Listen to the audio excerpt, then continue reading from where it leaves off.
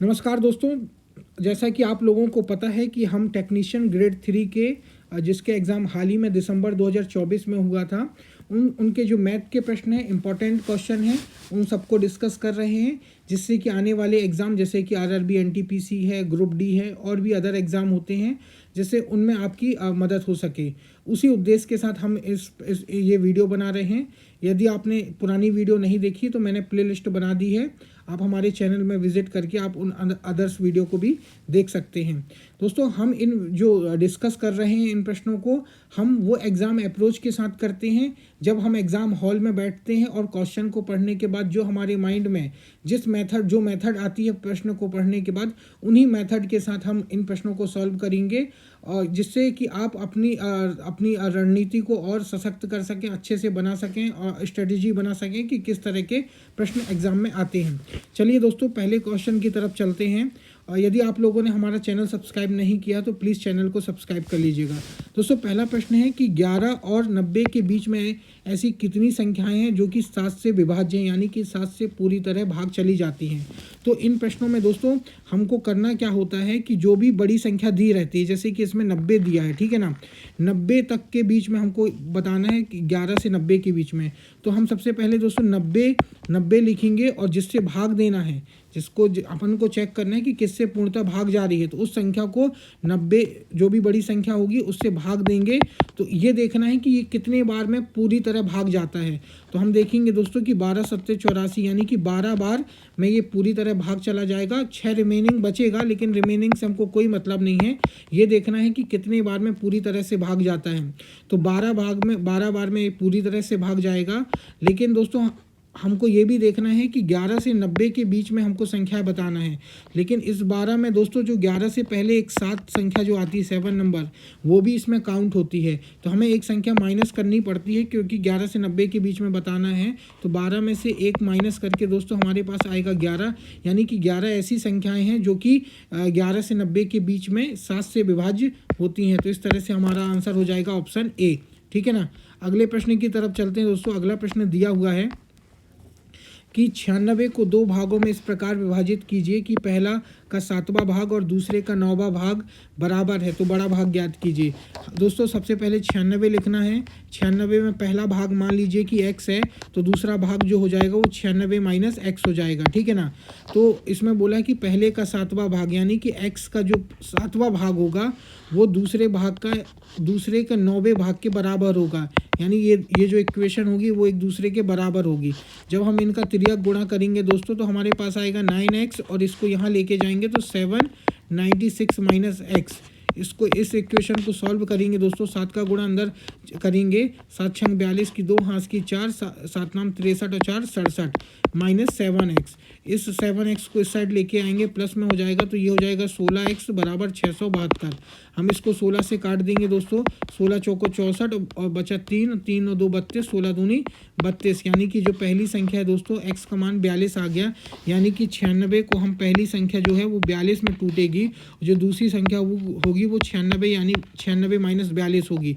जब हम इसको घटाएंगे दोस्तों तो हमारे पास आएगा 54, यानी कि हमारा आंसर, इसमें पूछा बड़ी संख्या बताना है दोस्तों, तो 54 बड़ी है 42 से, तो हमारा आंसर हो जाएगा ऑप्शन डी, ठीक है ना। इसी तरह सॉल्व करना था। अगले प्रश्न की तरफ चलते हैं दोस्तों।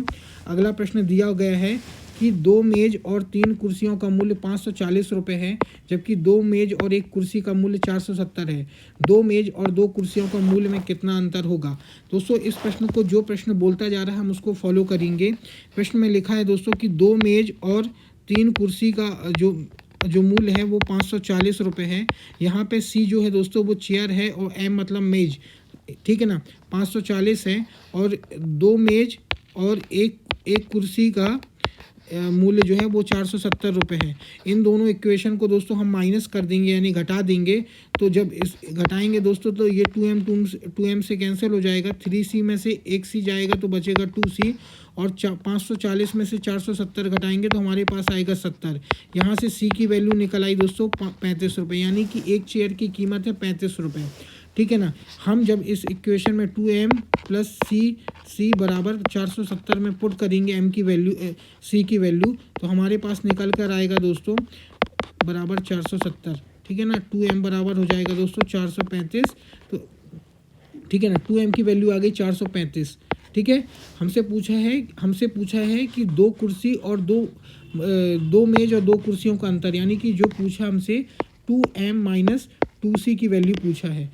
जब हमारे पास 2m की वैल्यू कितना है दोस्तों 435 है, और 2c यानी एक c की वैल्यू 35 है, तो 2c की वैल्यू हो जाएगी 70, ठीक है ना। जब हम 435 में से 70 घटाएंगे तो हमारे पास निकल कर आएगा दोस्तों 365, यानी कि आंसर डी होगा इधर भी, ऑप्शन डी, ठीक है ना। ऑप्शन डी जो होगा इसका आंसर होगा। अगले प्रश्न की तरफ चलते हैं दोस्तों। अगला प्रश्न दिया गया है कि अमित और राहुल की आयु का योग राहुल और रोहित की आयु के योग से 15 वर्ष अधिक है, तो रोहित अमित से कितने वर्ष छोटा है, ठीक है ना। जैसा क्वेश्चन बोल रहा है वैसा हम फॉलो करेंगे। सबसे पहले लिखेंगे अमित और राहुल की आयु का योग जो है वो राहुल और रोहित की, यानी कि राहुल और रोहित, ठीक है ना, राहुल और रोहित की आयु के योग से 15 अधिक है, ठीक है ना। यही प्रश्न में बोला है कि अमित और राहुल की आयु का योग, यानी अमित और राहुल की आयु का योग राहुल और रोहित की आयु के योग से 15 वर्ष अधिक है, ठीक है ना। ये इक्वेशन बन गई ना, से अधिक है, तो रोहित अमित से कितने वर्ष छोटा है, अमित से बताना है, अमित से कितने वर्ष छोटा है। तो जब हम इस इक्वेशन को सॉल्व करेंगे दोस्तों, तो ये r से r कैंसिल हो जाएगा, तो हमारे पास आएगा कि Amit is equal to Rohit plus 15, ठीक है 15। तो हमसे पूछा कि रोहित अमित से यानी कि रोहित जो है, रोहित बराबर करेंगे अमित माइनस 15, ठीक है ना। अमित से कितना छोटा है, अमित से 15 वर्ष छोटा है। कितना है, रोहित जो है अमित से 15 वर्ष छोटा है, ठीक है ना। अमित से कितना छोटा है, 15 वर्ष छोटा है। हम इस इक्वेशन के माध्यम से बता सकते हैं कि रोहित अमित से कितने वर्ष छोटा है, 15 वर्ष छोटा है। अगले प्रश्न की तरफ चलते हैं दोस्तों। अगला प्रश्न जो दिया है कि उस संख्या का 1/3 भाग ज्ञात कीजिए जिसका 1/3 भाग उस संख्या के 5वें भाग से 6 अधिक है। मान लीजिए कि कोई संख्या x है, ठीक है ना, कोई संख्या x है, उसका 1/3 भाग x/3, जिसका 1/3 भाग उस संख्या के 5वें भाग से, यानी कि उसका 5वां भाग जो होगा उस संख्या का x/5 होगा से 6 अधिक है, ठीक है ना। ये इक्वेशन आपको बनाना है। साफ लिखा है कि जिसका 1/3 भाग उस संख्या के 5वां भाग से 6 अधिक है। ये इक्वेशन बन गई। जब हम इस इक्वेशन को सॉल्व करेंगे दोस्तों, इस साइड लेकर आएंगे इसको, इस इक्वेशन को सॉल्व करेंगे, 15 एलसीएम लेंगे, यहाँ आएगा 5x माइनस 3x बराबर 6, 5x माइनस 3x हो जाएगा 2x, और ये 15 का गुणा हो जाएगा 90। तो हमारे पास x की वैल्यू निकल आई दोस्तों 45। ये हमसे पूछा है, ये x की वैल्यू निकली है, ठीक है ना। लेकिन प्रश्न में पूछा है कि उस संख्या का 1/3 भाग बताना है, यानी कि इस जो 45 निकला है इसका 1/3 भाग होगा, 1/3 का गुणा कर देंगे तो हमारे पास निकल कर आएगा 15, यानी कि हमारा आंसर होगा ऑप्शन ए, ठीक है ना। अगले प्रश्न की तरफ चलते हैं दोस्तों। अगला प्रश्न दिया गया है कि 6 के 3 क्रमागत गुणजों का योग 3240 है, तो सबसे छोटा गुणज ज्ञात कीजिए। ये इस तरह के प्रश्न बहुत आ रहे हैं, लोगों से बहुत अभ्यर्थी हैं जो गलत करके आ रहे हैं। मैं आपको इसमें बताने वाला हूं दोस्तों कि कैसे करेंगे। इस प्रश्न में करना ये है दोस्तों कि 6 के 3 क्रमागत गुणज, मान लीजिए कि पहली संख्या x होगी, दूसरी संख्या x+6 होगी और तीसरी संख्या x+12 होगी, ठीक है ना। तो इसमें जब भी क्रमागत संख्याएं होती हैं दोस्तों, उसकी जो बीच की संख्या होती है वो हमेशा क्या होती है, उसकी एवरेज वैल्यू होती है। एवरेज यानी औसत होता है, ठीक है ना। औसत जो होता है वो हमेशा बीच की वैल्यू होती है। तो मैं औसत का फॉर्मूला आपको पता होगा दोस्तों कि जो कुल संख्याओं का जो योग होता है, योग बटे कुल संख्याएं, ठीक है ना।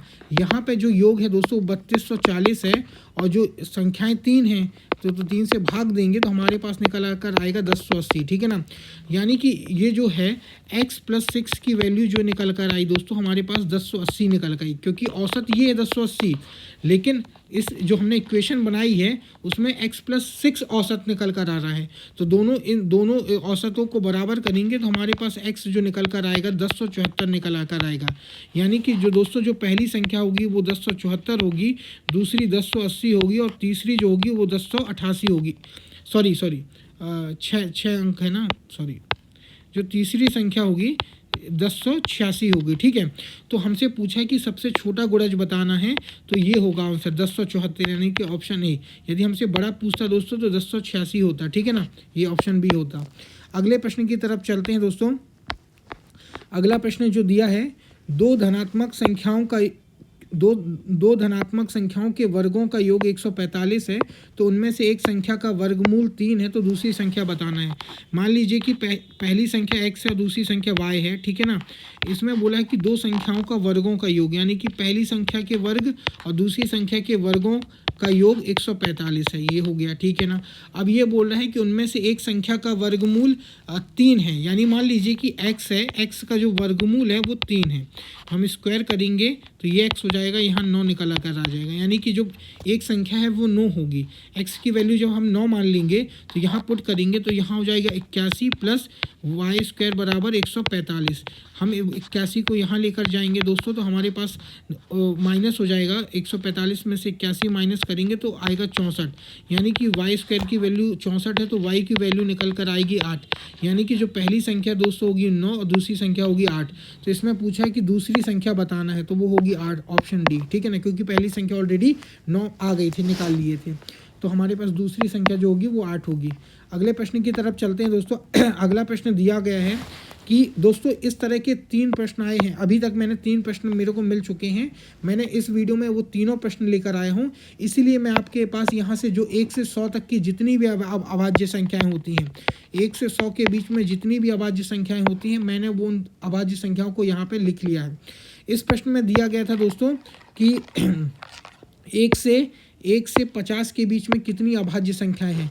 ये अभाज्य संख्याएं आपको याद करना पड़ेगा दोस्तों। मैं आपको बता दे रहा हूँ कुछ फैक्चुअल इन्फॉर्मेशन जो आप सीधे याद कर सकेंगे कि 1 से 50 के बीच में दोस्तों 15 संख्याएं होती हैं, और 50 से 100 के बीच में जो होती हैं दोस्तों वो 10 संख्याएं होती हैं, यानी कि टोटल बोल सकते हैं कि 1 से 100 के बीच में हमारे पास 25 संख्याएँ होती हैं। ठीक है ना, 1 से 10 के बीच में हमारे पास 4 संख्याएँ होती हैं, 10 से 20 के बीच में हमारे पास 10 से 20 के बीच में हमारे पास 4 संख्याएं होती हैं। ठीक है, और इस तरह से हम, ये फैक्चुअल इन्फॉर्मेशन है, आप इनको याद रखेंगे तो पेपर में आसानी जाएगी एग्ज़ाम देते समय। ठीक है ना, समय की बचत हो सकती है।